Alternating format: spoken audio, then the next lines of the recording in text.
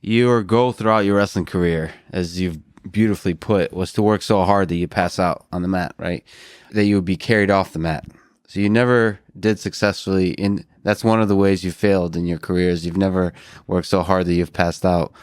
Have you ever come close? Do you remember a time that you've come close, that you've been pushed to the limits of exhaustion? The question is really a good question about that pushing to you collapse. Yeah. Because as a coach today, I don't think I could, if I said that to my athletes, I don't know, I could get in trouble. Because, it's like understood, isn't it? By the athletes?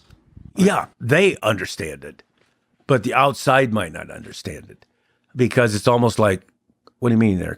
You push them to the point where they go collapse. That means they may die or something might happen to them.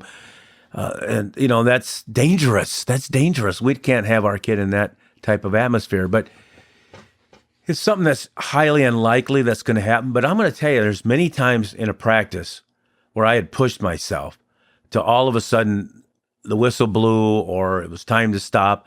And when I got up off the mat or wherever I was at and I needed water, I needed fresh air, because you're usually in a fairly small room with a lot of guys that the heat rises and it's hard to breathe.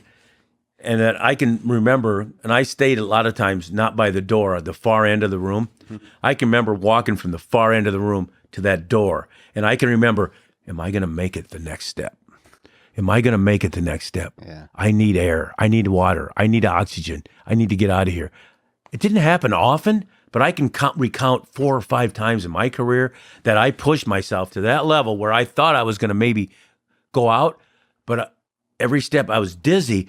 But once I got to that door, I was able to open it and go out and grab the water and get cold water in my face. And so, no, I never really was able to do that. And I think the story is in a book where my daughter pushed to collapse, Molly. I made you proud. Oh, my gosh. And she didn't win. Yeah. But she pushed to collapse. Yeah. Now, did she suffer because of that?